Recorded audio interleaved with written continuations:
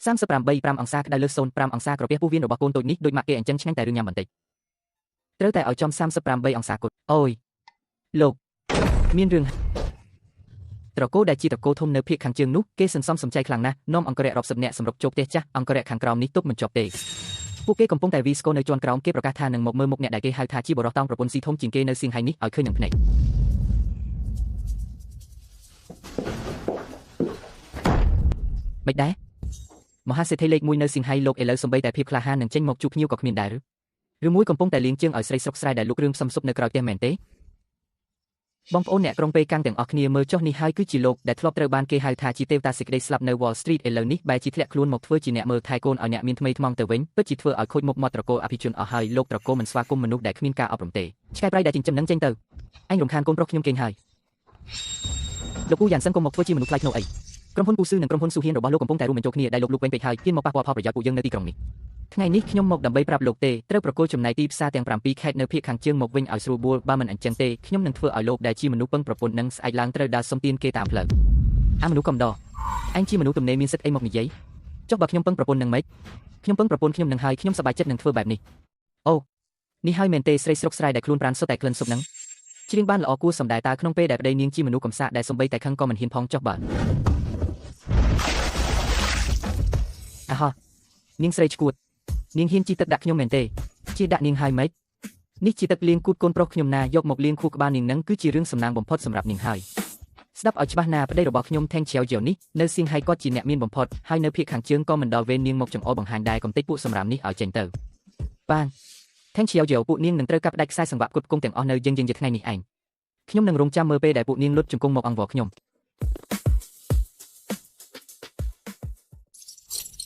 លោកប្រធានក្រុមប្រឹក្សាពិបាលត្រកូលបានប្រើប្រាស់ទំនាក់ទំនងត្រកូលធំរាប់រយឆ្នាំនៅភាគខាងជើងហើយបានសហការជាមួយសមាគមពាណិជ្ជកម្មដើម្បីចេញបញ្ជីបិទផ្លូវកម្រិតខ្ពស់បំផុតបណ្ដាញដឹកជញ្ជូនត្រជាក់នៃអ្នកផ្គត់ផ្គង់គ្រឿងផ្សំសំខាន់ទាំងអស់របស់យើងនៅតំបន់ត្រូវបានគេកាត់ផ្ដាច់ដោយបង្ខំទាំងអស់ក្នុងរយៈពេល3ម៉ោងភោជនីយដ្ឋានទាំង30សាខានៅភាគខាងជើងនឹងត្រូវផ្អាកអាជីវកម្មទាំងស្រុងនៅថ្ងៃស្អែកដែលធ្វើឲ្យខាតបង់រាប់ម៉ឺនលានក្នុងមួយថ្ងៃតើរសជាតិនៃសង្គ្រាមពាណិជ្ជកម្មយ៉ាងម៉េចដែរនៅក្នុងពិភពលោកនៃទីក្រុងសៀងហៃនេះបន្ទាប់ពីបានឃើញទន្លេហើយនៅក្នុងទីក្រុងពួកឯងគ្រាន់តែជាសត្វល្អិតប៉ុណ្ណោះផ្លូវរស់តែមួយគត់របស់ពួកឯងគឺមុនម៉ោង12ថ្ងៃត្រង់ស្អែកនេះប្តីប្រពន្ធពួកឯងត្រូវមកទីក្រុងជាមួយគ្នាហើយលុតជង្គង់សំទោសនៅមុខក្លឹបរបស់ខ្ញុំរួចប្រគល់ភាគហ៊ុន30នៃក្រុមហ៊ុនឲ្យខ្ញុំដោយឥតគិតថ្លៃបើមិនដូច្នោះទេខ្ញុំនឹងធ្វើឲ្យអាជីវកម្មរបស់ឯងនៅភាគខាងជើងវិនាសអន្តរាយមិនសល់សំបីតែបំណែកលោកស្រីត្រកូលមានឥទ្ធិពលខ្លាំងណាស់នៅក្នុងរង្វង់ទីក្រុងពួកគេមានទំនាក់ទំនងទាំងក្នុងវិស័យនយោបាយនិងពាណិជ្ជកម្មតែយើងគួរតែគេចពីភាពខ្លាំងរបស់គេសិនហើយបញ្ជូនតំណាងទៅទីក្រុងដើម្បីសំទោសសម្របសម្រួលទេនេះខ្លាំងក៏មិនអាចឈ្នះពោះម្ចាស់ផ្ទះដែរមិនក៏ឯងល្ងងម្លេះសុំចោលចាស់ស្អីក្នុងវិជ្ជានុក្រមរបស់ខ្ញុំតាំងស៊ីបឆាវមិនដែលស្គាល់ពាក្យហ្នឹងទេខ្លាធំមិនអាចឈ្នះពូដីមែនទេនោះក៏ព្រោះតែខ្លានោះមិនសាហាវគ្រប់គ្រាន់ហើយលុយដែលចាក់ចូលមិនទាន់ច្រើនគ្រប់គ្រាន់ត្រកូលសិនចង់លេងបិទផ្លូវមែនទេបានខ្ញុំនឹងទៅជួបគេដោយផ្ទាល់ដើម្បីមើលថាតើត្រកូលសិនមានអំណាចប៉ុណ្ណាបងសម្លាញ់ទៅក្រោយផ្ទះយកសុខគ្មានមេរោគរបស់កូនទៅដាក់ផងយកទៅច្រើនបន្តិចអាំសៅទឹកដោះគោអាឡឺម៉ង់ដែលកូនចូលចិត្តផឹកហ្នឹងបានហើយប្រពន្ធសម្លាញ់តើត្រូវយកអ្វីទៀតទេយកសៀវភៅមូលពទានបាត់1សែនលានរបស់ក្រុមហ៊ុនយើងទៅជាមួយផងយើងទៅរាជធានីដើម្បីបង្រៀនពួកអ្នកស្រុកក្រៅទាំងនោះឲ្យចេះពីរបៀបរបបពិតប្រាកដ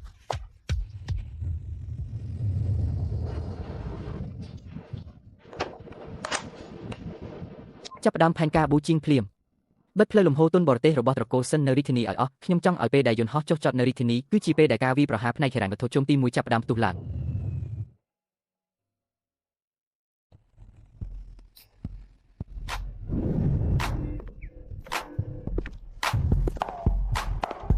ងសូមទោសលោកគូនិងអ្នកស្រីតាំងគ្រប់បន្ទប់ទាំងអស់នៅក្នុងសន្តាគារយើងរួមទាំងបន្ទប់ប្រធានាធិបតីបន្ទប់រដ្ឋបាលសូម្បីតែបន្ទប់បុគ្គលិកនៅជាន់ក្រោមដីក៏ត្រូវបានគេកក់អស់កាលពី10នាទីមុនដែលពេញអស់ហើ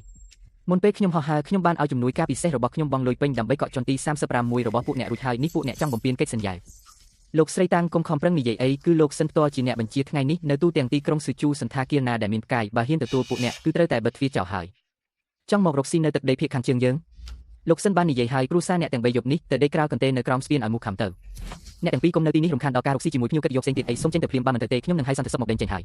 យលោកសិនមនុស្សនៅទីក្រុងសិននេះមិនសមហេតុផលសោះពួកគេនឹងដេញខ្ញុំនិងកូនឲ្យទៅដេកក្រោមស្ពានខ្យល់បក់ខ្លាំងណាស់កូននឹងផ្ដាសាយហើយខ្ញុំក៏ខ្លាចដែរចង់ដេកតាមផ្លូវមែនទេ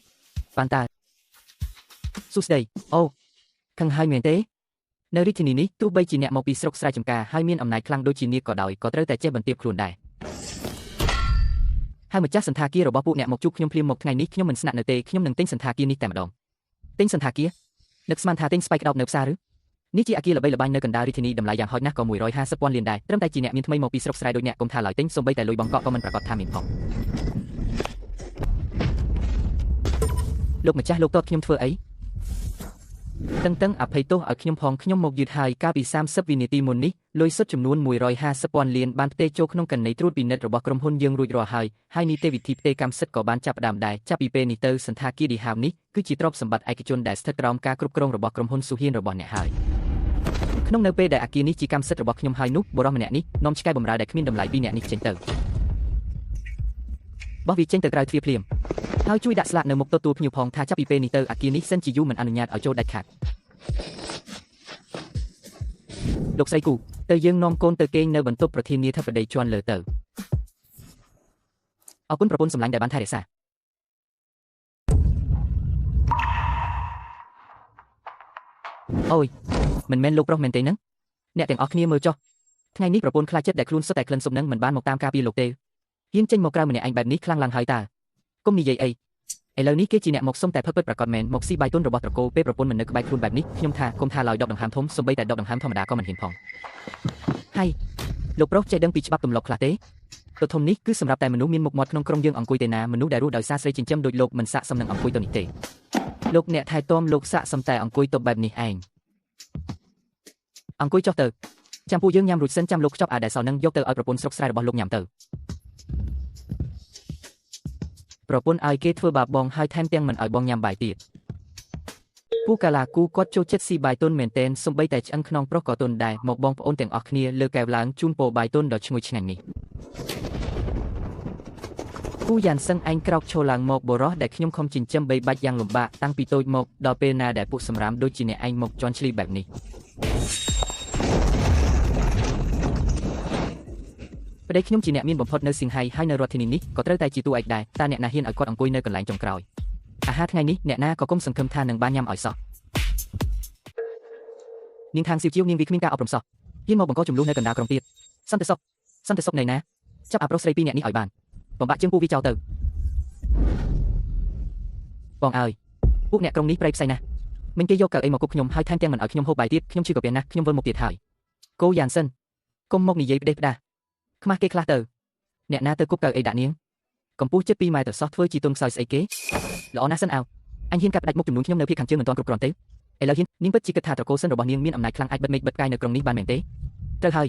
យខ្ញុំមានអំណាចខ្លាំងមែនខ្សែសង្វាក់ផ្គត់ផ្គង់របស់ពួកឯងនៅភាគខាងជើងដាច់អស់ហើយក្រុមហ៊ុនគូស៊ឺនឹងខ្សែធនក្នុងពេលចាប់នេះឥឡូវនេះពួកឯងលុតជង្គង់ចុះមកខ្សែធននាងប្រហែលជាមិនទាន់ភ្ញាក់ពីគេងទេដឹងសន្តិសុខចូលមកជួយធ្វើឲ្យគេភ្ញាក់ពីគេងបន្តិចមើលសង្ហាដាភ្នែកឆ្កែរបស់ឯងមើលឲ្យច្បាស់ទៅនេះគឺជាគម្រោងទិញយកដីទាំងស្រុងនៃឧទ្យានបច្ចេកវិទ្យាឆឹងតុងហើយក៏មានកិច្ចសន្យាទិញយកមជ្ឈមណ្ឌលពាណិជ្ជកម្មទាំង3របស់វ៉ាងហ្វូជីងដែរនេះគឺជាគម្រោងស្នូលដែលត្រកូលសិនបានរៀបចំអស់រយៈពេលកន្លះឆ្នាំពេញហើយព្រឹកស្អែកត្រូវចុះហត្ថលេខាទៀតផងសូមទោសផងដីទាំង10កន្លែងនិងតំបន់ពាណិជ្ជកម្មដែលត្រកូលសិនរបស់ពួកឯងកំពុងតែចាប់អារម្មណ៍នោះក្នុងរយៈពេល1ម៉ោងកន្លងមកនេះត្រូវបានក្រុមហ៊ុនស៊ូហាំងរបស់ខ្ញុំដេញថ្លៃខ្ពស់ជាង3ដងហើយដណ្ដើមយកទៅអស់ហើយមិនអាចទៅរួចទេមិនអាចទៅរួចដាច់ខាតគម្រោងទាំង10នេះបូកបញ្ចូលគ្នាយ៉ាងហោចណាស់ក៏ត្រូវការលុយសុទ្ធដល់ទៅ30,000 លានដែរតើពួកឯងអាចរកលុយច្រើនម្លេះមកពីណាបានក្នុងរយៈពេលខ្លីបែបនេះដោយមិនចាំបាច់ខ្ចីលុយធនាគារអាអ្នកក្រអើយឯងពិតជាមានគំនិតខ្លីមែនក្រុមហ៊ុនស៊ូហាំងរបស់ពួកយើងមានសាខាដល់ទៅ10000កន្លែងនៅទូទាំងពិភពលោកលុយដែលនៅសល់ក្នុងកណីជារៀងរាល់ថ្ងៃនោះគ្រាន់តែយកមកបោះចោលលើពួកឯងក៏នៅតែច្រើនដែរចង់កាត់ផ្លូវរកស៊ីរបស់ប្តីខ្ញុំមែនទេបានថ្ងៃនេះខ្ញុំនឹងប្រើលុយសុទ្ធនេះឯងដើម្បីកំទេចភាពក្រអឺតក្រទុំរបស់ពួកឯងនៅក្រុងប៉េកាំងឲ្យតិចខ្ទីតែម្ដង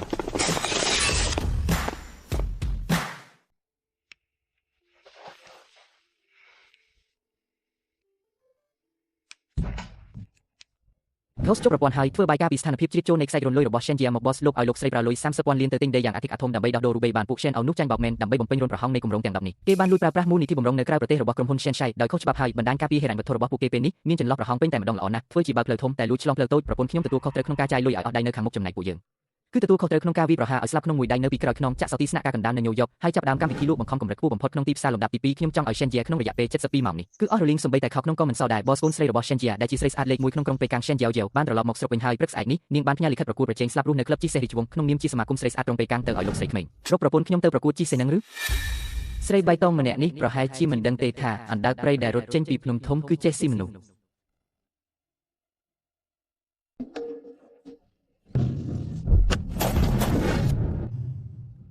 អូ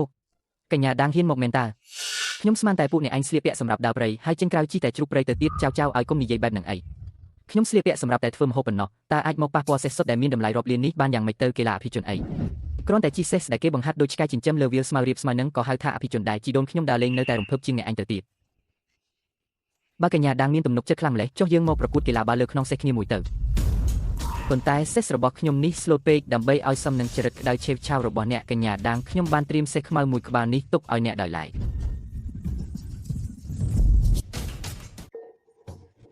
ចង់ងាប់មែនទេ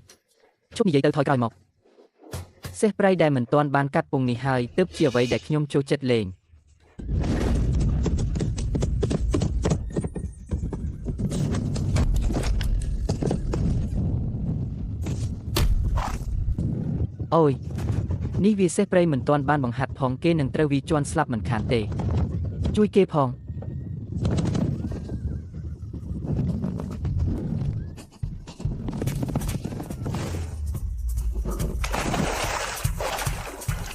ងប៉ុណ្ណឹងសោះពេលដែលខ្ញុំជិះសេះព្រៃនៅភ្នំឆ្វាន់យន្តឯងនៅលេងដេកសាច់នៅឡើយទេ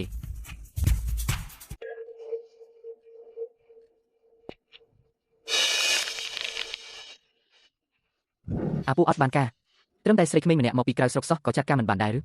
គេឈ្មោះត្រកូលសិនរាប់រយឆ្នាំត្រូវពួកឯងធ្វើឲ្យខូចអស់ហើយលោកតានាងទៅស៊ីវជាវនឹងជាមនុស្សឈួតហើយនាងមានលុយរាប់ពាន់លានរបស់ក្រុមហ៊ុនសូហានក្នុងដៃទៀតយើងមិនអាចប្រកួតប្រជែងជាមួយនាងបានទេលុយនឹងឬ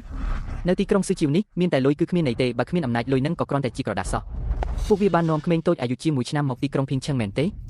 ិយាយថាពួកវាក្មេងនឹងខ្សោយណាស់អាចផឹកបានតែទឹកដោះគោមសៅពិសេសនាំចូលពីក្រៅប្រទេសប៉ុណ្ណោះលោកតាមានន័យថាម៉េចប្រើប្រាស់ទំនាក់ទំនងរាប់រយឆ្នាំរបស់យើងនៅគុយនឹងសមាគមពាណិជ្ជកម្មភាគខាងជើងមុនពេលថ្ងៃលិចថ្ងៃនេះខ្ញុំចង់ឲ្យទឹកដោះគោមសៅនិងថ្នាំពេទ្យរបស់ក្មេងត្រកូលគោនឹងត្រូវកាប់ផ្ដាច់ទាំងស្រុងនៅខេត្តទាំង7ភាគខាងជើងកុំឲ្យចូលបានសូម្បីតែមួយកំប៉ុង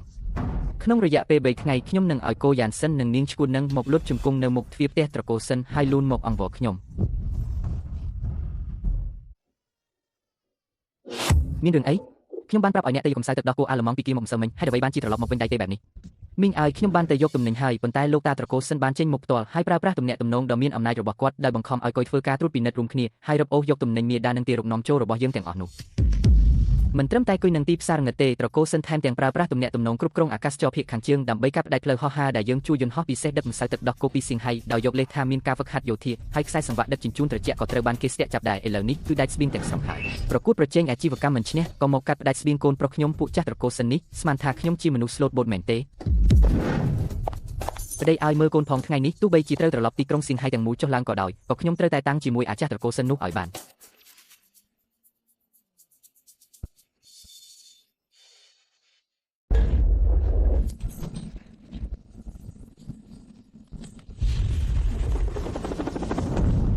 កុំរត់មកនេះឪពុកមកដល់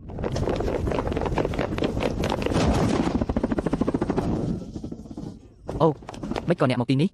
ថែមទាំងដឹកគោមកទៀតអាឆ្កែមិនស្គាល់ក្បាលកន្ទុយណាហ៊ានធ្វើឲ្យចៅប្រុសខ្ញុំឃ្លានខ្ញុំបានបញ្ជាឲ្យក្រុមដឹកជញ្ជូនរបស់ក្រុមហ៊ុនដែលឈរជើងនៅមកភ្លាមបើគ្មានម្សៅទឹកដោះគោទេខ្ញុំនឹងទិញកសិដ្ឋានចិញ្ចឹមគោនៅជីក្រុងទាំងយប់ដើម្បីឲ្យអ្នកបានទឹកដោះគោស្រស់ភ្លាមកុំអីបងគឺខ្ញុំទេដែលគ្មានសមត្ថភាពការពារគេមិនបានល្អចេញទៅកុំមកទាំងផ្លូវខ្ញុំហ៊ានប៉ះពាល់ទឹកដោះគោចៅប្រុសខ្ញុំមែនទេត្រកូលនៅទីក្រុងនេះនៅណាថ្ងៃនេះខ្ញុំនឹងកំទេចភ្នូដូនតាពួកគេចោលឲ្យរៀបស្មើ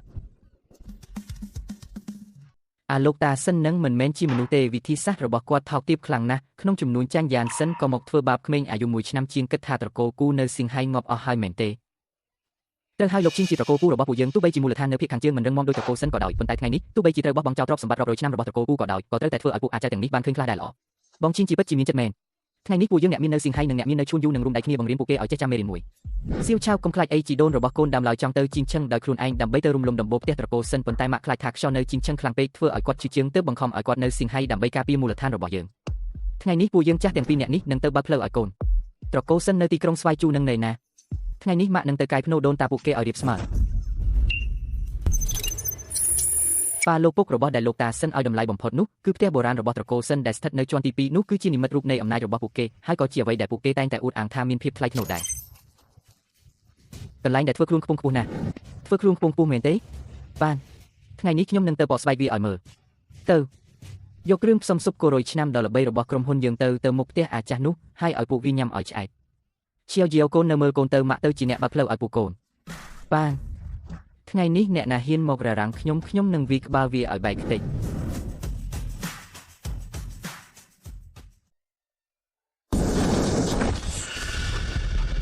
ពួកឯងកំពុងធ្វើស្អីហ្នឹងនេះជាផ្ទះឯកជនរបស់ត្រកូលសិនណាហ៊ានរំលោភចូលមកផ្ទះគេបែបនេះអញនឹងហៅប៉ូលីសមកចាប់ពួកឯងឥឡូវនេះហើយរំលោភចូលផ្ទះគេអីអញគ្រាន់តែរៀបចំពិធីជប់លៀងតាមផ្លូវនៅមុខផ្ទះពួកឯងនឹងណាតែដោយសារខ្យល់បក់ខ្លាំងពេកទើបវាបត់ទ្វារផ្ទះពួកឯងចំហទៅពួកម៉ាក់លើកឆ្នាំងមក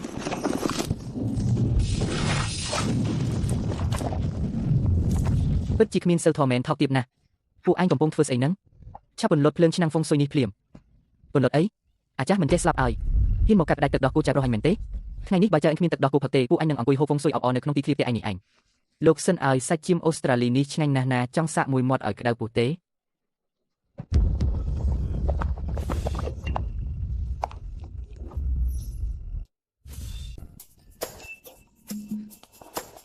លោកឲ្យលោកជាកូនអ្នកមានមុខមាត់តើលោកអាចបណ្ដោយឲ្យគេធ្វើរឿងដែលធ្វើឲ្យខូចកិត្តិយសបែបនេះបានយ៉ាងម៉េចទៅ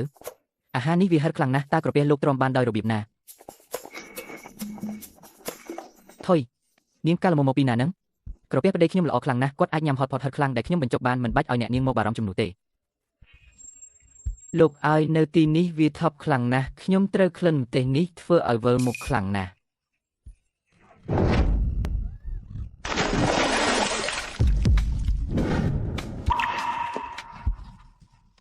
ខ្វក់ខ្លាំងណាស់មេរោគលើសកម្រិតដល់ទៅ 10000 ដងឯណោះប្រពន្ធសម្លាញ់អូននៅឲ្យឆ្ងាយពីគេបន្តិចទៅប្រយ័ត្នឆ្លងជំងឺឆ្កែឆ្កួតណានៅរាជធានីឥឡូវនេះសំបីតែការធ្វើពុតជាត្រូវគេបុកក៏មិនជំនាញដល់ថ្នាក់នេះដែរឬលោកខ្ញុំយោបល់ថាគួរតែនាំប្អូនស្រីលោកទៅចាក់ថ្នាំការពារជំងឺឆ្កែឆ្កួតទៅកុំឲ្យនាងចេញមកខំមនុស្សផ្ដេសផ្ដាសអីគឺឯងមិញនេះដែលចង់រារាំងជើងខ្ញុំពួកអ្នកប្រៃផ្សៃមកពីខាងត្បូងដោយពួកឯងហ៊ានមកវាមនុស្សដល់ក្នុងផ្ទះត្រកូលទៀតហើយនាងទូឯងស្រីចិត្តអាក្រក់ភ្នែកខាងណាឃើញខ្ញុំប្រើជើងខ្លួនឯងឈរមិននឹងនៅផងបែរជាមកបន្ទោសទំនាញផែនដីទៅវិញ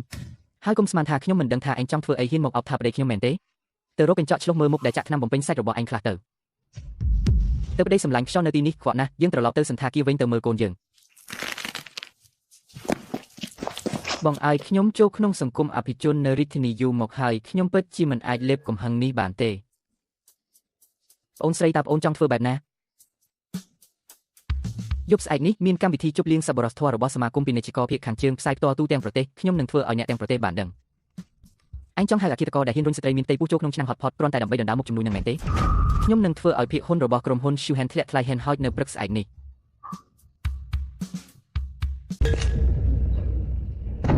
អរគុណអ្នកទាំងអស់គ្នាអរគុណដែលបានតាមដានខ្ញុំយូឈីតារបួសរបស់ខ្ញុំយ៉ាងម៉េចដែរអរគុណអ្នកទាំងអស់គ្នាដែលបារម្ភខ្ញុំប្រហែលជាលែងអាចលេងព្យាណូបានទៀតហើយគឺនាងនឹងហើយខាងស៊ីវឈីមកពីក្រុមហ៊ុនស៊ូខ្វាងគ្រាន់តែរឿងប្រកួតប្រជែងអាជីវកម្មសោះម្សិលមិញនាងហ៊ាននាំមនុស្សរាប់សិបនាក់មកសម្រុកចូលផ្ទះខ្ញុំថែមទាំងរុញខ្ញុំចូលក្នុងឆ្នាំងស៊ុបក្តៅទៀតនាងវាសត្វតិរឆានពួកក្រុមបងធំអត់ច្បាប់ខូចខើពេកហើយពួកអ្នកមានថ្មីមកពីខាងត្បូងនេះគ្មានសិលធម៌សោះហើយប៉ូលីសមកចាប់នាងទៅចេះតែនិយាយកុហកទាំងភ្នែកបើកអញ្ចឹងហេម្សិលមិញនាងគ្រាន់តែដួលចូលក្នុងឆ្នាំងស៊ុបធម្មតាសោះថ្ងៃនេះបែរជាមកដាក់ថ្នាំបិទបង់រំរបួសធ្វើជាគួរឲ្យអាណិតទៅវិញឧបករណ៍ពិការទាំងឈុតនេះនាងទិញមកពីផ្សារលក់ដុំនៅហឹងឌៀនមែនទេមន្ទីរពេទ្យចិត្តខ្មៅមួយណាដែលចេញលិខិតបញ្ជាក់របួសឲ្យនាងស្អែកនេះខ្ញុំនឹងទៅទិញមន្ទីរពេទ្យនោះឲ្យរលាយអ្នកទាំងអស់គ្នាមើលចុះនាងហ៊ានគំរាមខ្ញុំនៅចំពោះមុខអ្នកសារព័ត៌មានទៀតកុំអីអូនកុំឲ្យប្រឡាក់ដៃអូនអីសម្រាប់កម្រិតនេះទុកឲ្យបងជាអ្នកដោះស្រាយទៅមិនក៏ឯងល្ងងម្លេះកញ្ញាសិនការមួយបង្កាច់គេបែបនេះគឺត្រូវទទួលខុសត្រូវចំពោះមុខច្បាប់ណាអ្នកថាប្រពន្ធខ្ញុំរុញអ្នកចុះមានភស្តុតាងអត់ស្នាមរបួសលើខ្លួនអូនស្រីខ្ញុំនេះហើយជាភស្តុតាងអ្នកដែលនៅក្នុងទីធ្លាការពីម្សិលមិញសុទ្ធតែបានឃើញទាំងអស់មិនក្រុមហ៊ុនគូរបស់លោកចង់ប្រើអំណាចបិទបាំងការពិតនៅចំពោះមុខប្រព័ន្ធផ្សព្វផ្សាយមែនទេល្អណាស់បើចង់មើលភស្តុតាងអញ្ចឹងយើងអញ្ជើញទស្សនិកជនទូទាំងបណ្ដាញសង្គមមកមើលវីដេអូកម្រិតច្បាស់ទាំងអស់គ្នាលោកគូឲ្យនៅទីនេះថប់ណាស់ខ្ញុំត្រូវក្លិនប្រទេសនេះធ្វើឲ្យកញ្ញាសិនមកមើលវីដេអូនេះវិញ360ដឺក្រេថតយឺត05ដងអូតាមពិតទៅលួចរុញស៊ូម៉ងតែគេគេចផុតទៅខ្លួនឯងដួលបែបនេះសោះខ្លួនឯងដួលសោះបែរជាបន្ទោសថាគេរុញទៅវិញល្អបើពួកអ្នកចង់បង្ខំខ្ញុំដល់ថ្នាក់នេះអញ្ចឹងខ្ញុំនឹងធ្វើឲ្យត្រកូលសិនដល់ផ្លូវតលខ្ញុំនឹងចាប់ផ្ដើមផែនការនោះភ្លាមការដេញថ្លៃនៅរាជធានីថ្ងៃស្អែកនេះខ្ញុំនឹងធ្វើឲ្យគូយ៉ានសិនត្រូវបញ្ចប់អាជីពទាំងស្រុងហើយអ្វីបានជាអ្នកល្ងងម្លេះក្រុមហ៊ុនកាស៊ីដាក់ថ្លៃ350ពាន់លានមានអ្នកណាហ៊ានដាក់ថ្លៃខ្ពស់ជាងនេះទៀតទេ350ពាន់លានលើកទី1 350ពាន់លានលើកទី2គីយ៉ាសិននេះគឺដោយសារតែអ្នកបង្ខំខ្ញុំទេទៅស្លាប់ទៅ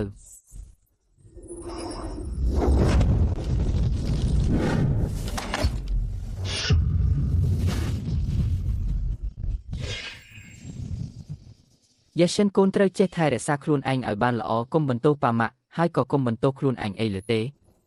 ជំនួសបងរស់នៅឲ្យបានល្អណាស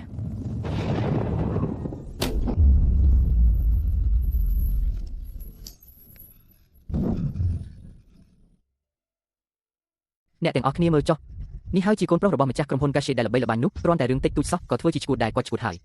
យមនុស្សបែបនេះមិនអាចគ្រប់គ្រងក្រុមហ៊ុនដែលមានតម្លៃរាប់ពាន់លានបានទៅលោកម្ចាស់គេកុំស្ដាប់គេអានឹងសុទ្ធតែជារឿងកុហកទេប្រពន្ធសម្លាញ់កុំភ័យអីមានបងនៅទីនេះគ្មានអ្នកណាអាចធ្វើបាបអូនបានទេហ៊ានយកឈាមនិងទឹកភ្នែករបស់អ្នកដទៃមកធ្វើជាអាវុធរកស៊ីទៀតShen ឲ្យត្រកូល Shen របស់ពួកឯងថ្ងៃនេះដល់ពេលត្រូវចប់ហើយថ្ងៃនេះអញមិនត្រឹមតែចង់បានដីនេះទេតែក្រុមហ៊ុនទាំងអស់ដែលស្ថិតក្រោមការគ្រប់គ្រងរបស់ត្រកូល Shen ចាប់ពីវិនាទីនេះទៅក្រុមហ៊ុន Suhen និងក្រុមហ៊ុន Cache នឹងចាប់ផ្ដើមធ្វើការទម្លាក់តម្លៃភាគហ៊ុនដោយគ្មានដែនកំណត់អញចង់ឲ្យត្រកូល Shen របស់ពួកឯងរលាយបាត់ពីទីក្រុងនេះឲ្យអស់មុនយប់នេះចូលមកដល់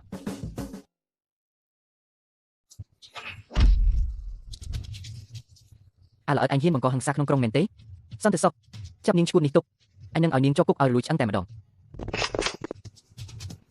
លោកចាងអើយពេលដែលខ្ញុំដណ្ដើមបានជើងឯកបីស្ថាប័នធំលើសង្វៀនកាលពីមុនពួកឯងនៅរវល់លេងដេកខ្សាច់នៅឡើយទេនៅលើសង្វៀនចាញ់គេក៏ចាប់ផ្ដើមលេងល្បិចចោខ្វក់លើរបួសចាស់របស់គេមែនទេ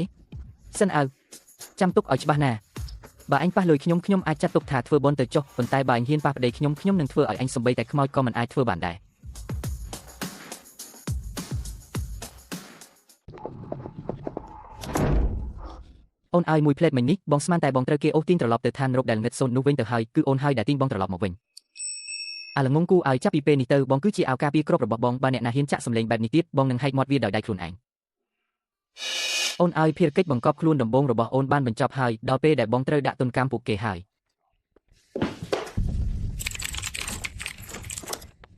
ស្ដាប់ណាត្រកូលសិនមិញនេះហ៊ានប៉ុនប៉ងជន់ឈ្លីបន្ទាត់ក្រហមរបស់បងឥឡូវនេះបងនឹងជីកកាយភ្នូដូនតាពួកគេឲ្យអស់គ្រប់មូលនិធិហិរញ្ញវត្ថុដែលលាក់ទុកក្នុងទីផ្សារជាន់ទី2ទាំងអស់គឺត្រូវតែដាក់ឲ្យអស់គោលដៅគឺក្រុមហ៊ុនចុះបញ្ជីធំទាំង3របស់ក្រុមហ៊ុនគ្រប់សិននៅណាស់ដាក់និងទីផ្សារភាគហ៊ុនបងឲ្យពេលពួកឯងតែ1ម៉ោងប៉ុណ្ណោះក្នុងរយៈពេល1ម៉ោងនេះបងចង់ឃើញភាគហ៊ុនពួកគេធ្លាក់ចុះដល់បាត់ហើយតម្លៃទីផ្សារបាត់បងអស់50,000លានចាប់ដើមបបាញ់ទៅនាងស្រីឈួតតាំងស៊ីវសាវនឹងហ៊ានធ្វើសកម្មភាពនៅក្នុងមជ្ឈមណ្ឌលដេញថ្លៃទៀតតែលោកកុំបារម្ភអីជំងឺភេសរបស់គូយ៉ាន់សិនត្រូវបានខ្ញុំធ្វើឲ្យវាលេចចេញមកហើយមុននេះគាត់ភ័យខ្លាចដូចឆ្កែញាប់អញ្ចឹងដេញមាសមួយនោះពួកគេគ្មានកម្លាំងនឹងយកវាទៀតទ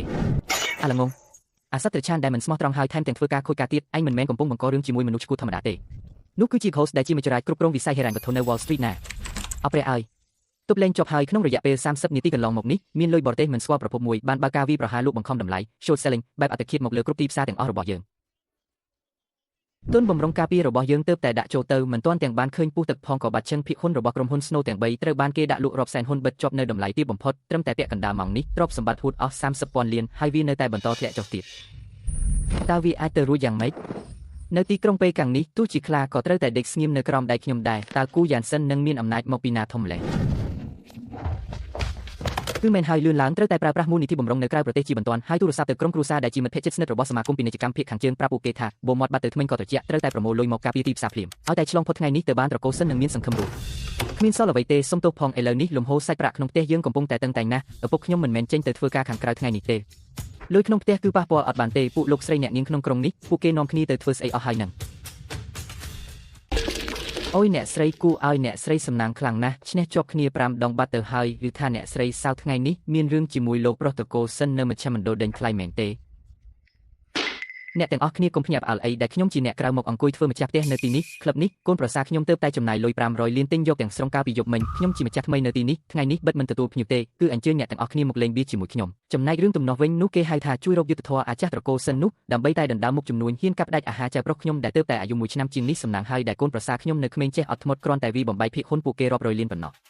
បើជាខ្ញុំកាលពីនៅក្មេងវិញខ្ញុំប្រហែលជាដឹកនាំមនុស្សទៅកំទេចផ្ទះពួកគេចោលបាត់ទៅហើយអ្នកស្រីគូឲ្យបាត្រកូលសិនមកខ្ចីលុយសុំជំនួយពីសមាគមពាណិជ្ជកម្មយើងអ្នកស្រីគិតយ៉ាងម៉េចដែរត្រកូលសិនហ៊ានលេងល្បិចចោខ្វក់ដាក់ចៅប្រុសខ្ញុំនោះគឺត្រូវជាស្ត្រូវស្លាប់រស់ជាមួយត្រកូលគូនៅសៀងហៃនិងសម្ព័ន្ធក្រុមហ៊ុនស៊ូហានរបស់ខ្ញុំហើយឪពុកក្មេកខ្ញុំលោកតាំងតាឡុងបាននិយាយហើយថាថ្ងៃនេះអ្នកណាហ៊ានឲ្យត្រកូលសិនខ្ចីលុយសំបីតែមួយកាក់នោះគឺ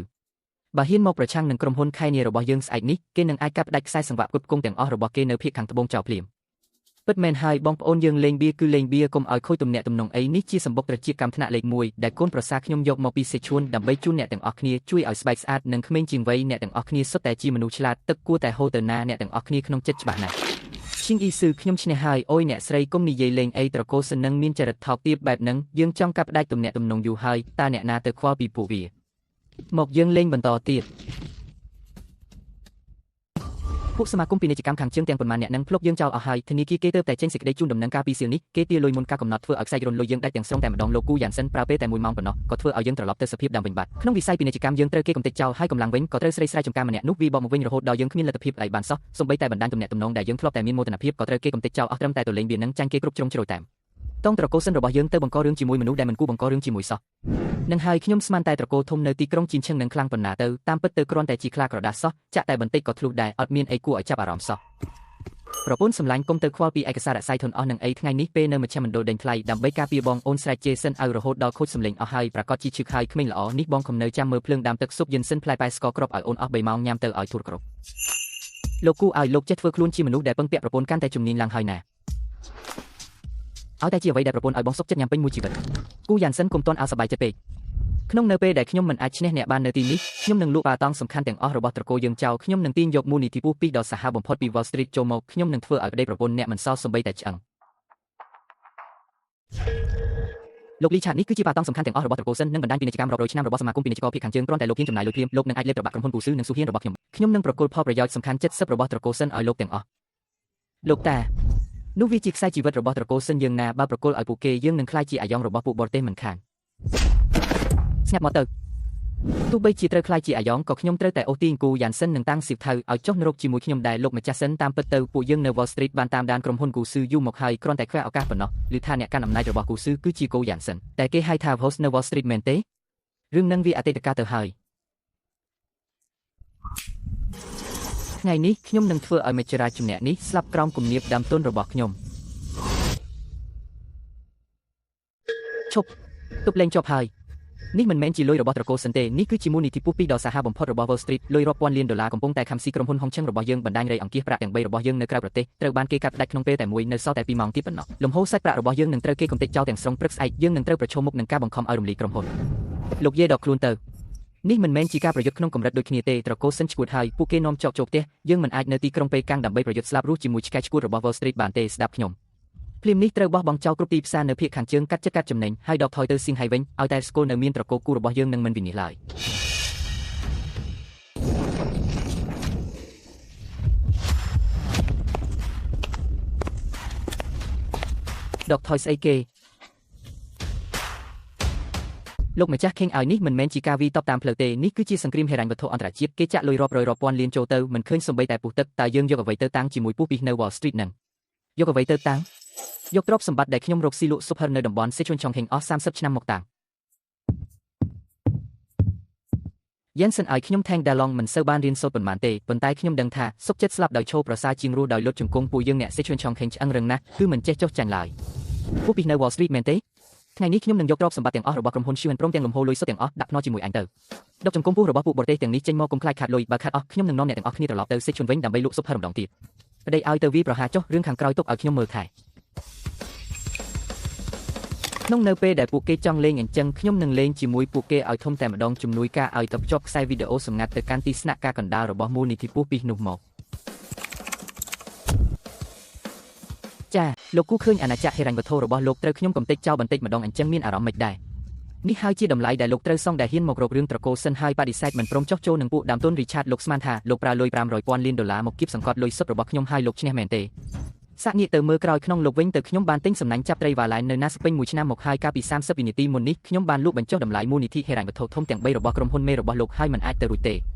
មិនក៏លោកដឹងពីអាកំបាំងក្រុមហ៊ុនមេរបស់យើងបានឈួតនេះ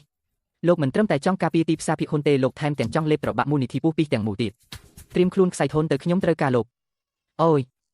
កូនប្រុសខ្ញុំបត់ជើងដាក់ខោហើយឆាប់ឡើងប៉ាមកហើយស៊ីវជីវឆាប់យកក្រដាសសាំនឹងមកឲ្យបងមកគុំឲ្យទឹកត្រជាក់ពេកប្រយ័ត្នត្រជាក់គូតកូនឈួតនេះមិនត្រឹមតែជាឈួតខាងហិរញ្ញវត្ថុទេថែមទាំងជាឈួតខាងចិញ្ចឹមកូនទៀតក្នុងការបើលេងតាមអនឡាញមិនឈ្នះគេអញ្ចឹងត្រូវបង្ខំឲ្យគេចេញមកទំនាក់ទំនងទៅសិនឲ្យទៅរៀបចំពិធីជប់លៀងដាក់អន្ទាក់គេ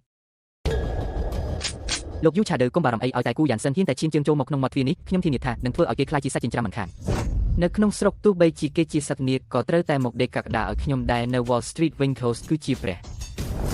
ប៉ុន្តែនៅក្នុងពិភពលោកពិតគេគ្រាន់តែជាកូនអ្នកមានដែលត្រូវការអង្គរៈការពារប៉ុណ្ណោះចាំដល់ពេលគេចុះហត្ថលេខារួចត្រូវកាច់ដៃទាំងពីររបស់គេចោលភ្លាម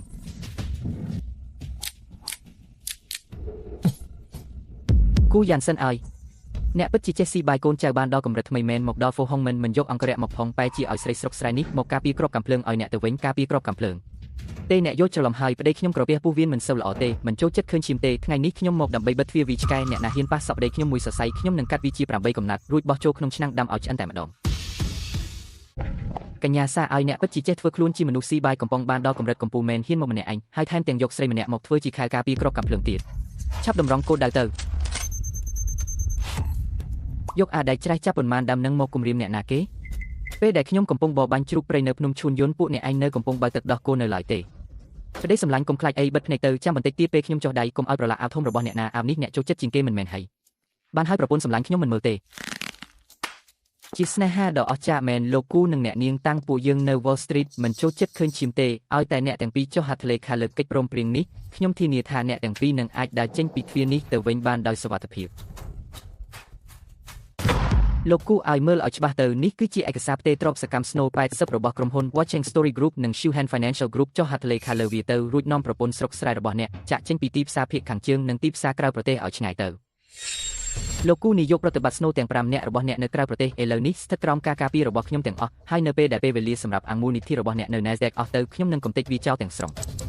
អ្នកមានពេលតែ10នាទីប៉ុណ្ណោះបើ10នាទីក្រោយមិនចុះហត្ថលេខាទេនាយកប្រតិបត្តិរបស់អ្នកនៅក្រៅប្រទេសនឹងជួបគ្រោះថ្នាក់ធ្លាក់សមុទ្រហើយក្រុមហ៊ុនរបស់អ្នកនឹងត្រូវប្រកាសខ្សែធននៅម៉ោង9ព្រឹកស្អែកនេះខ្សែធនអីខ្ញុំនឹងសម្លាប់អាពួកបរទេសនេះចោលឲ្យអស់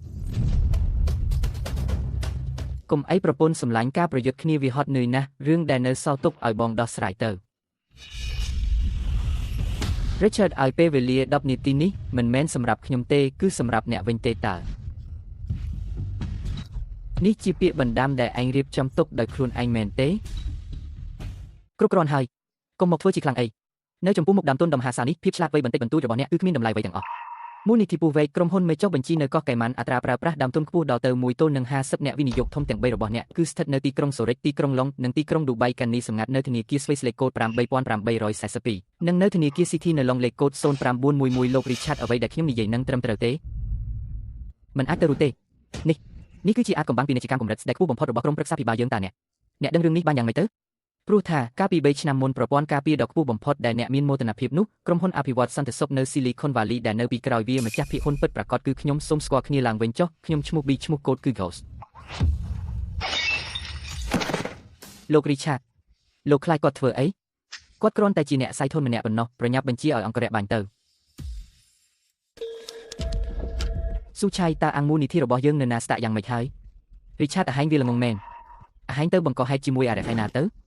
Ghost មិនត្រឹមតែបំបីប្រព័ន្ធការពារបានទេវាក៏ជាពីអនាមិកដ៏ធំបំផុតដែលលាក់ខ្លួននៅពីក្រោយមូលនិធិមេរបស់យើងហើយជាដៃគូអាទិភាពទៀតផងវាទើបតែបានប្រើលក្ខខណ្ឌថ្នាំពុលហើយបង្ខំដកយកសាច់ប្រាក់ចរុនស្នូលអស់80ធ្វើឲ្យខ្សែរុនសាច់ប្រាក់យើងដាច់ទាំងស្រុងហើយមូលនិធិឯកជនត្រូវបានវាបង្ខំឲ្យទូទាត់រួចរាល់អស់ហើយ Richard តាមច្បាប់ Wall Street ពេលនេះខ្ញុំជាម្ចាស់ភាគហ៊ុនធំនៃមូលនិធិពោះពីនេះហើយក៏ជា Fine របស់អញដែរប្រាប់ទៅពួកទាហានស៊ីឈ្នួលដែលស៊ីប្រាក់ខែក្រុមហ៊ុនមូលនិធិខ្ញុំឲ្យដាក់កាំភ្លើងចុះមករួចហើយអញត្រូវគេបណ្ដេញចេញពីការងារមុនពេលមេឃភ្លឺចូលប្រញាប់ចាក់ចេញពីប្រទេសចិនទៅទេមិនអាចទៅរួចទេនេះមិនអាចទៅរួចដាច់ខាតពួកអញកំពុងសម្ដែងល្ខោនបោកខ្ញុំមែនទេខ្ញុំនៅមានទ្រព្យសម្បត្តិនៅសមាគមពាណិជ្ជកម្មភាគខាងជើងខ្ញុំនៅមានលុយលោកតាជួយផងលីឆាវីឈួតហើយវាជាមនុស្សឈួតលោកតាប្រញាប់ដកលុយពីក្រុមហ៊ុនយើងមកជួយខ្ញុំមកកូនអាយកុំស្រែកអីចប់ហើយត្រកូលសិនរបស់យើងចប់អស់ហើយបន្ទាប់ពីគូយ៉ានសិនបញ្ច្រាសមកលេបត្របាក់មូលនិធិពោះពីគេក៏តាមខ្សែលុយមកកំទេចគ្រប់យ៉ាងដែលត្រកូលសិនយើងមានឥឡូវខាងស៊ើបអង្កេតគេបិទអាជីវកម្មយើងអស់ហើយត្រកូលសិនដែលសាងមកជា100ឆ្នាំត្រូវរលាយក្នុងមួយបបព្រិចភ្នែកកុំយករបួសអ្នកដទៃមកធ្វើជាអាវុធបើធ្វើបែបនេះក៏ត្រូវត្រៀមចិត្តធ្លាក់នរកទៅគេហៅថាធ្វើបាបខ្លួនឯងគ្មានអ្នកណាជួយបានទេបងប្រុសយើងទៅវិញទៅមើលកូននៅផ្ទះគូយ៉ានសិនតាំងសៀវថាងទោះបីត្រកូលសិនយើងត្រូវស្លាប់ក៏ត្រូវអូសពួកឯងទៅស្លាប់ជាមួយដែរចេញទៅឲ្យអស់ខ្ញុំនឹងសម្លាប់ពួកឯងចាញ់គេក្នុងចំនួនក៏ចង់មកប្រើកម្លាំងបាយមែនទេ ពេលដែលខ្ញុំដណ្ដើមបានជើងឯកប្រដាល់សេរីទូទាំងប្រទេសឯងនៅមិនទាន់ដឹងក្តីនៅឡើយទេចាំទុកឲ្យច្បាស់ប្រុសរបស់ខ្ញុំមានតែខ្ញុំទេដែលអាចធ្វើបាបបានអ្នកណាហ៊ានប៉ះសក់គេមួយសរសៃខ្ញុំនឹងកិនឆ្អឹងវាឲ្យខ្ទេចមានអ្នកណាទៀតចង់សាកណ្ដាប់ដៃរបស់ស្រីម្នាក់នេះចូលមកទាំងអស់គ្នាមក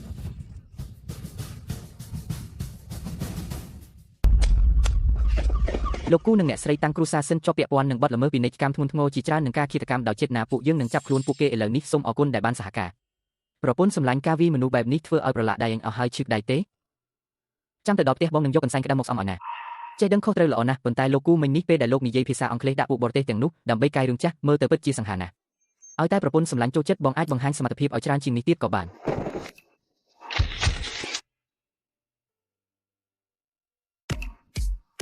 នលោកលីងតាជូលោកលីងតាជុំកនសូមលោកមេតាសម្រួលឲ្យខ្ញុំបន្តិចទៅឲ្យលោកគូជប់ខ្ញុំមួយផ្លែតមកទោះបីជាត្រឹមតែ1នាទីក៏ដោយឲ្យខ្ញុំនេះពិតជាមានភ្នែកតែគ្មានកែមែនខ្ញុំខំទៅវត្តទាំងយប់ដើម្បីសុំរូបសំណាកព្រះពោធិសត្វមាសសុទ្ធមួយអង្គយកមកជូនលោកប្រតូចសូមលោកគូជួយលើកលែងទោសឲ្យផងកុំធ្វើឲ្យភាគហ៊ុនផ្ទះយើងធ្លាក់ចុះអីលោកនាយកទាំងអស់គ្នាខ្ញុំពិតជាសុំទោសផងលោកគូកំពុងតែដោះស្រាយរឿងសម្ងាត់កម្រិតដែលពាក់ព័ន្ធនឹងអនាគតគ្រួសារលោកគូគាត់មិនជួបអ្នកណាទាំងអស់សូមអ្នកទាំងអស់គ្នាត្រឡប់ទៅវិញចុះកម្រិតសហព្រះអើយលោកគូនឹងទៅទិញក្រុមហ៊ុនមហាសេដ្ឋីអន្តរជាតិណាទៀតហើយគួរឲ្យខ្លាចណាស់យើងប្រញាប់ទៅវិញទៅគុំនៅឲ្យគេស្អប់អី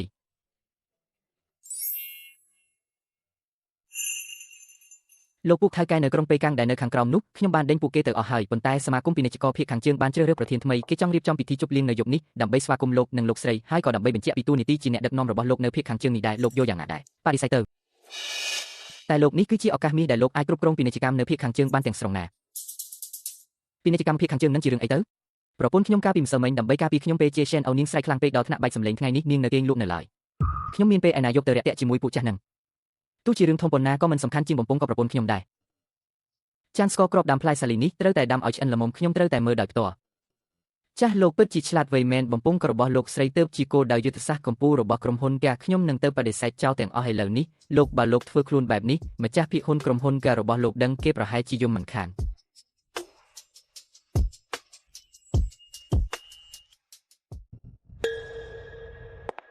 លោកតាមានរឿងអីមែនទេត្រកូលសិនដួលរំអស់ហើយមុខចំនួនយើងនៅរាជធានីក៏បើទូលីអស់ហើយដែរចុះហេតុអ្វីលោកតានៅធ្វើមុខដូចមនុស្សអស់សង្ឃឹមបែបនេះ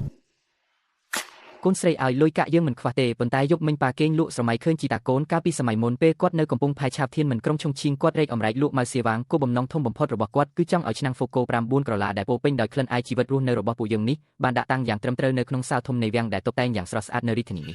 ប៉ុន្តែពួកអ្នកមានចាស់វស្សានៅរាជធានីនេះមានច្បាប់ទម្លាប់ច្រើនណាស់គេស្អប់ថាហ្វូកូយើងក្លិនខ្លាំងមិនសមនឹងដាក់លើតុគេមួយជីវិតប៉ានេះប្រហែលជាគ្មានឱកាសបានរៀបចំទៅហ្វូកូ100តូននៅក្នុងទីធ្លារបស់ពួកអភិជននោះឲ្យបានពេញចិត្តពេញថ្លើមឡើយ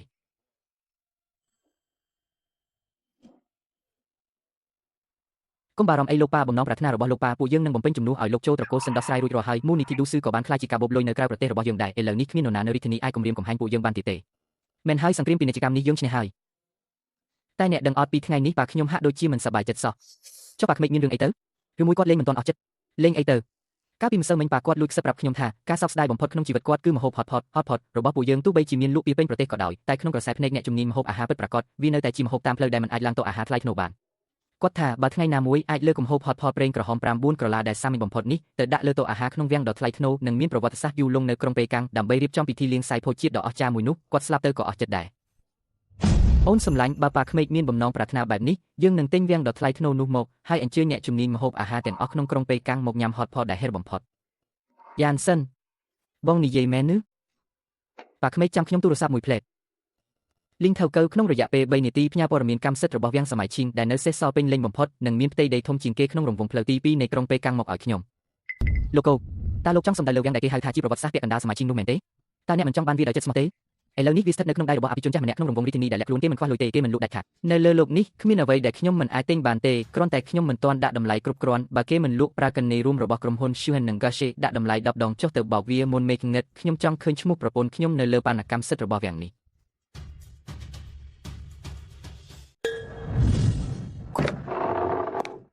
អ្នកដែលរៀបរាប់រឿងនេះត្រឡប់ទៅប្រាប់គេយ៉ាន Shen ទៅថាវាំងនេះគឺជាសម្បត្តិវប្បធម៌ដែលដូនតាយើងបន្សល់ទុកឲ្យពួកអ្នកជំនួញដែលមានក្លិនលុយពេញខ្លួនដូចជាពួកអ្នកទោះបីជាយកលុយ100,000លានមកក៏ខ្ញុំមិនមើលមួយភ្នែកដែរលោកប្រធានគាត់និយាយថាគាត់មិនត្រូវការវប្បធម៌នៃវាំងនេះទេគាត់ត្រូវការតែដីនេះប៉ុណ្ណោះ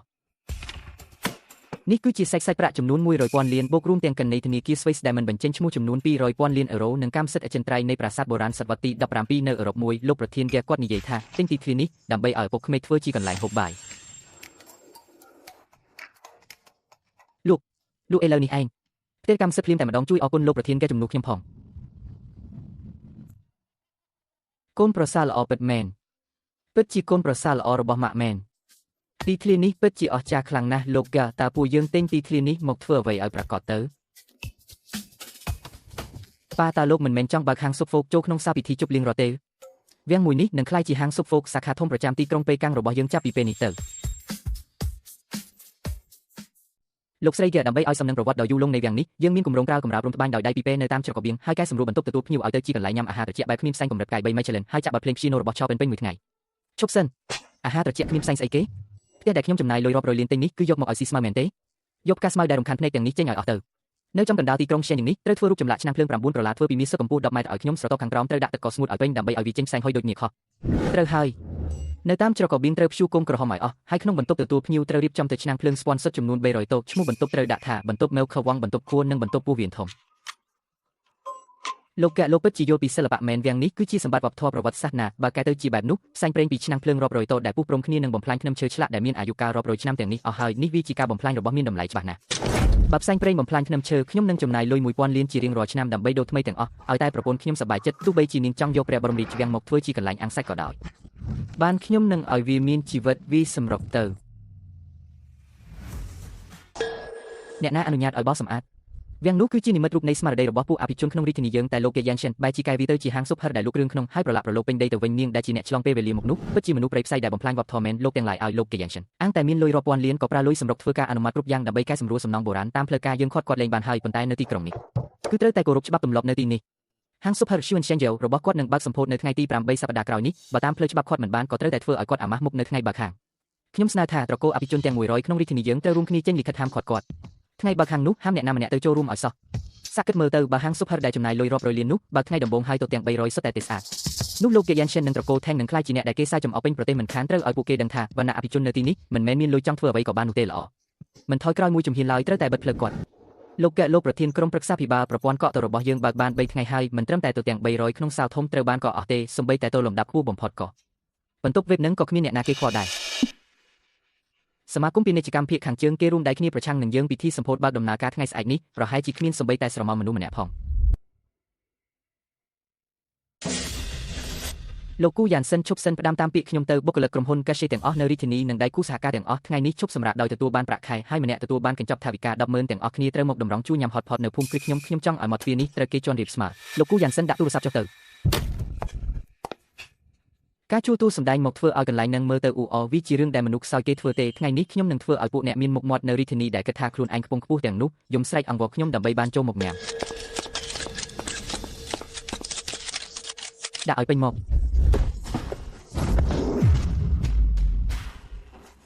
ករួចរាល់ហើយពួកអ្នកមានមុខមាត់នៅរាជធានីទាំងឡាយមិនមែនពួកអ្នករាល់គ្នាថាហត់ផុតមិនសមមុខមាត់ទ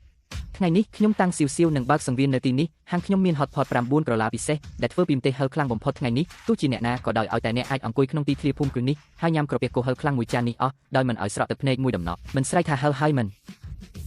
ផឹកទឹកបន្តិចទៅខ្ញុំជូនភាគហ៊ុន10នៃហាងធំរបស់វាំងគេភ្លាមតែម្ដងដែលមានតម្លៃដល់ទៅ200,000លានឯណោះពិតមែនហើយបើពួកប្រុសនៅរាជធានីនេះសុទ្ធតែជាមនុស្សកំសាកដែលចេះតែយំរាល់ពេលមានរឿងនោះអញ្ចឹងពួកអ្នកបន្តលាក់ខ្លួនផឹកតែនៅផ្ទះទៅចុះចាត់ទុកថាខ្ញុំមើលខុសទៅចុះថ្ងៃនេះខ្ញុំត្រូវតែចូលទៅមើលឲ្យឃើញផ្ទាល់ភ្នែកថាពួកអ្នកមានថ្មីថ្មោងទាំងនេះបំផ្លាញវាំងដែលមានអាយុកាលរាប់រយឆ្នាំនេះឲ្យទៅជាយ៉ាងណាហើយឆ្លៀតឱកាសឈ្នះយកភាគហ៊ុន10នោះមកវិញដើម្បីបង្រៀនក្មេងស្រីមកពីត្បូងនេះឲ្យចេះពីរបៀបរបស់ខ្លះក្លិននេះហើយអ្វីបានជាវាខុសប្លែកពីហ្វុងគួរហតផតនៅខាងក្រៅទាំងស្រុងបែបនេះកុំឈរលេបទឹកមាត់អីលោកម្ចាស់ទាំងឡាយហ្វុងគួររកកំពុងតែពុះកញ្ជ្រោលហើយតើអ្នកណាហ៊ានចាប់ដើមមុនគ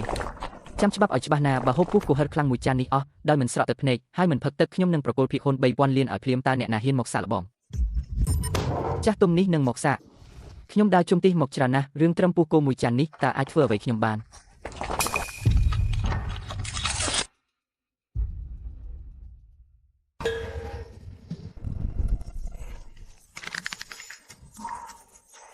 អូលោកពូតើហេតុអ្វីបានជាលោកយំទៅវិញ មើលទៅភាគហ៊ុនទាំង3,000លាននេះលោកពូគ្មានវាសនាបានទទួលវាទេដឹងអ្នកបម្រើប្រញាប់យកទឹកកកទៅជូនលោកពូទៅដើម្បីឲ្យគាត់រងាប់កំហឹងមិនបាច់ទេយកវាចេញទៅកុំយកទឹកមកឲ្យខ្ញុំហេរណាហេរខ្លាំងណាស់ប៉ុន្តែរសជាតិខ្លាញ់គោដ៏ឈ្ងុយឆ្ងាញ់និងសាច់ក្រពះគោដ៏ស្រួយនេះគឺពិតជាអស្ចារ្យមែនខ្ញុំរស់នៅបាន60ឆ្នាំមកនេះអាហារដែលខ្ញុំធ្លាប់ញ៉ាំកន្លងមកគឺសុទ្ធតែជារបស់សាបគ្មានរសជាតិបើធៀបនឹងឆ្នាំងនេះគឺដូចជាការធ្វើទារុណកម្មខ្លួនឯងអញ្ចឹងខ្វល់អីនឹង3,000លាននោះទោះបីជាថ្ងៃនេះត្រូវហេររហូតដល់ស្លាប់នៅក្នុងទីធ្លានេះក៏ខ្ញុំត្រូវតែញ៉ាំឲ្យអស់ចិត្តដែរអ្នកបម្រើយកសាច់ក្រពះគោ3ចានទៀតហើយនឹងខួរគោ2ចានមកគុំដណ្ដើមខ្ញុំគុំដណ្ដើមខ្ញុំចង់បានដុំនោះដាក់ក្នុងឆ្នាំងគុំដណ្ដើមពោះវៀនទីខ្ញុំ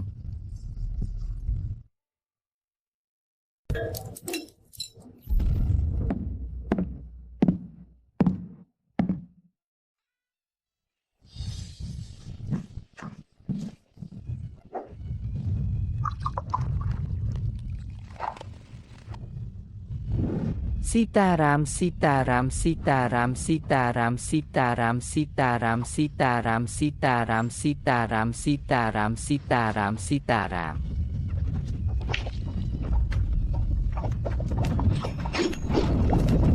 ជ័យ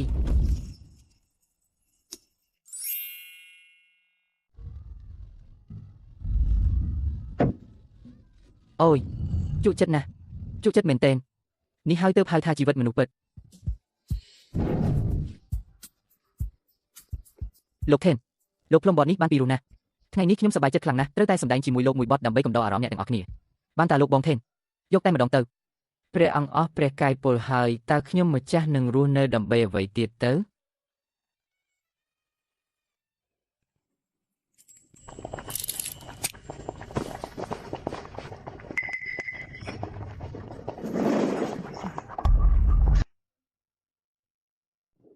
អ្នកទាំងអស់គ្នាថ្ងៃនេះដែលខ្ញុំឈរនៅក្នុងវាំងមួយនេះដោយសារតែឆ្នាំងស៊ុបហឹរនេះខ្ញុំចង់ប្រកាសរឿងមួយដែលសំខាន់បំផុតសម្រាប់ក្រុមហ៊ុនគ្រួសារត្រកូលគូរបស់យើងខាងក្រៅគេកំពុងតែនិយាយគ្នាថាខ្ញុំគូយ៉ាន់សិនដែលមិនដែលចាញ់នៅ Wall Street គឺការដែលខ្ញុំទម្លាក់តម្លៃភាគហ៊ុនត្រកូលសិនហើយបបមកលេបត្របាក់មូលនិធិពូវែកវិញគឺជាការវិនិយោគដ៏អស្ចារ្យបំផុតក្នុងជីវិតរបស់ខ្ញុំទេពួកគេទាំងអស់គ្នាគិតខុសហើយការវិនិយោគដែលត្រឹមត្រូវបំផុតដែលខ្ញុំធ្លាប់ធ្វើក្នុងជីវិតនេះគឺការព្រមបោះបង់ចោលភាពអំនួតក្នុងនាមជាអ្នកមានបំផុតដើម្បីទៅធ្វើជាប្តីដែលចូលត្រកូលរបស់លោកស្រីតាំងស៊ីវហ្វូអរគុណអូនណាប្រពន្ធសម្លាញ់គឺមហូបម៉ាល់ស៊ីវ៉ាងមួយចាននោះហើយដែលបានទាញបងចេញពីបន្ទប់គ្មានមេរោគដ៏ត្រជាក់ស្រេបមកកាន់ពិភពលោកវិញទ្រព្យសម្បត្តិរាប់ពាន់លានរបស់បងនិងជីវិតដែលនៅសល់របស់បងគឺជារបស់អូនតែម្នាក់គត់គូយ៉ាន់សិនអូនពិតជាល្ងងមែនលោកប្រធានគូលោកអភិបាលដងផ្លូវទំនាក់ទំនងនៅក្រៅប្រទេសរបស់យើងទើបតែបើកដំណើរការទាំងស្រុងការផ្សាយផ្ទាល់នៃពិធីលៀងសាយភោជនៅវាំងនេះបានធ្វើឲ្យរាជវង្សនិងក្រុមហេរ៉ាញ់វត្ថុលំដាប់កំពូលនៅអឺរ៉ុបនិងមជ្ឈិមបូព្រាមានការភ្ញាក់ផ្អើលយ៉ាងខ្លាំងអ្នកទើបតែមកមិញនេះថាត្រូវតែយកហាងស៊ូហតធានជីវហតផតរបស់យើងចូលមកឲ្យបានទោះត្រូវចំណាយអ្វីក៏ដោយលោកប្រធាននាយករដ្ឋបាលផ្សាយផ្ទាល់កម្មវិធីពិសាអាហាររាជវាំងមិញនេះត្រូវបានប្រព័ន្ធផ្សព្វផ្សាយ Wall Street យកទៅចាក់ផ្សាយបន្តហើយក្រុមវិនិយោគិនរាជវង្សមជ្ឈិមបូព្រានិងក្រុមហ៊ុនសន្តាគារលំដាប់អឺរ៉ុបដែលមានអាយុកាលរាប់រយឆ្នាំកំពុងតែឈួតនិងចង់ទិញយកម៉ាកយីហោហូបរាជវាំងយើងទាំងស្រុងលោកប្រធានមូលដ្ឋានគ្រឹះអាហារដ្ឋានរបស់យើងនៅអឺរ៉ុបគឺរឹងមាំស្រាប់ហើយតែលើកនេះកម្មវិធីពិសាអាហាររាជវាំងនៅអាស៊ីកណ្ដាលបានទម្លុះរបាំងវណ្ណៈអភិជនរបស់ពួកគេទាំងស្រុងព្រះអង្គម្ចាស់មជ្ឈិមបូព្រាហ៊ានចំណាយលុយរាប់លានដើម្បីសាងសង់ហាងហតរាជវាំងយើងឡើងវិញនៅក្បែរសន្តាគារ Burj អារ៉ាប់ឲ្យដូចបេះបិទក្រុមវិនិយោគិនលំដាប់កំពូលនៅអឺរ៉ុបកំពុងទាមទារឲ្យយើងចុះកិច្ចសន្យាផ្ដល់សិទ្ធិអាជីវកម្មហាងលំដាប់ខ្ពស់ចំនួន300សាខានៅយុគនេះតែម្ដងយើងនឹងក្លាយជាអ្នកមានលំដាប់អភិជនពិភពលោកហើយលោកប្រធានសមាគមពាណិជ្ជករក្រុងប៉េកាំងយើងព្រមចំណាយលុយ100,000លានដើម្បីសុំចូលហ៊ុនក្នុងគម្រោងពង្រីកទៅក្រៅប្រទេសរបស់ទោះបីឲ្យភាគហ៊ុនត្រឹមតែមួយក៏ដោយឲ្យខ្ញុំទៅធ្វើអ្នករត់ទៅនៅឌូបៃឲ្យលោកក៏ខ្ញុំព្រមដែរលោកប្រធានផ្ទះយើងនៅវិថី Champs-Élysées ក្នុងទីក្រុងប៉ារីសមានហាង3ជាន់ស្រាប់ស្អែកនេះខ្ញុំនឹងផ្ទេរកម្មសិទ្ធិឲ្យលោកប្រធានភ្លាមសូមលោកមេត្តាជួយនាំពួកយើងដែលជាអ្នកជំនាន់ចាស់នេះផងកាលពីខ្ញុំនៅកំពង់ផែឆាបធានមិនក្រុងឆុងឈីង Direct Avan ខ្ញុំមិនដែលហ៊ានស្រមៃទេថាថ្ងៃមួយអាចលក់ម៉ាល់ស្វីវ៉ាងឲ្យព្រះអង្គម្ចាស់មជ្ឈិមបូព្រាបានកូនស្រីកូនប្រសាឲ្យទង់ជាតិរបស់យើងទីបំផុតបានដល់ពេញពិភពលោកហើយប្រាប់ទៅក្រុមវិនិយោគិនក្រៅប្រទេសថាបដិសេធការគ្រប់គ្រងដោយដើមទុនសុទ្ធបើចង់សហការត្រូវយកទីតាំងសំខាន់បំផុតក្នុងប្រទេសពួកគេមកដូរចំណែកពួកថៅកែនៅរាជធានីវិញជំនួយការលើកទៅដាក់នៅក្រៅទ្វារធំទៅឲ្យពួកគេច្រហៅខ្យល់តម្រង់ជួយយកលេខរៀងទៅ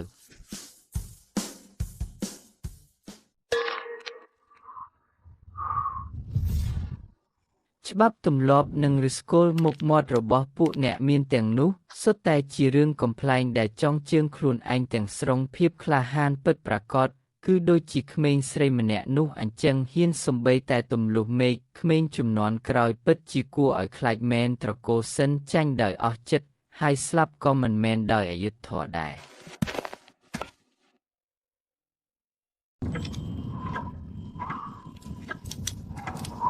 ប្រពន្ធសម្លាញ់ឲ្យព្រឺធ្លាក់ហើយលឿនមែន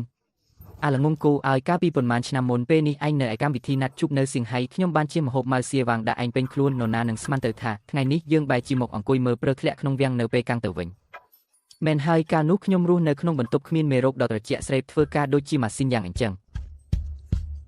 រហូតដល់ពេលដែលអូនចូលមកជាមួយក្លិនម្ទេសហឹរមកបំបែកកញ្ចក់ការពាររបស់បងចោលហើយញាត់រសជាតិជីវិតចូលក្នុងមាត់បងលោកស្រីគោអូនដឹងទេតាមពិតទៅពេលដែលគ្រូសាសិនបញ្ចេញខ្សែអត្ថសម្លេងគ្រោះថ្នាក់ចរាចរណ៍នោះពេលដែលបងចិត្តដាច់ស្មារតីអូនដឹងទេថាបងគិតអ្វីទៅគឺថាទោះបីជាបងឈួតរហូតធ្លាក់ទៅនរកក៏ដោយក៏បងនឹងអូសអូនទៅជាមួយដែរព្រោះថា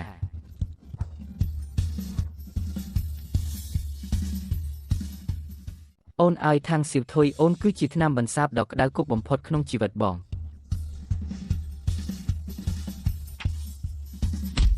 លោកគូលោកនិយាយពាក្យផ្អែមល្ហែមពេលនេះមុខក្រាស់ជាងពេលលោកលក់ភាគហ៊ុននៅ Wall Street ទៅទៀត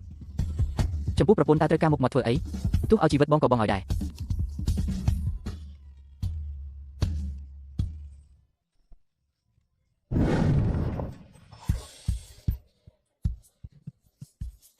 អាល្អិតក្បាលខូចយប់អាត្រាទៅមិនព្រមដេកទេមកបង្អាក់ពេលផ្អែមល្ហែមរបស់ប៉ាម៉ាក់អញធ្វើអីមើលអីហ្នឹងហេមិនជាចៃរបស់គូທາງឡុងមែនមាត់ដំបងមិនហៅប៉ាម៉ាក់ទេហៅតែហេមើលទៅអ្នកបន្តវេនត្រកូលគោយើងម្នាក់នេះក៏ជាអ្នកចូលចិត្តហេរមិនធម្មតាដែរប្រពន្ធឲ្យស្អែកនេះប្រហែលត្រូវទៅចុះឈ្មោះរៀនវគ្គខូផេរហើយចប់ហើយក្នុងផ្ទះមានម្ទេសធំមួយម្ទេសតូចមួយទៀតជីវិតខ្ញុំឲ្យគ្រាន់តែថាគុំសង្ឃឹមថានឹងអាចផ្ដាច់រសជាតិហឹរនេះបានឲ្យសោះជីវិតមនុស្សយើងក៏ដូចជាឆ្នាំងស៊ុបហឹរដែលកំពុងពុះក្តៅគប់នេះដែរកុំគិតច្រើនពេកអីញ៉ាំឲ្យសប្បាយទៅឲ្យតែហ៊ានទៅទោះជាផ្ទាំងទឹកកកត្រជាក់ខ្លាំងយ៉ាងណាក៏អាចរលាយខ្លាយជាជីវិតដែលក្តៅគប់បានដែរ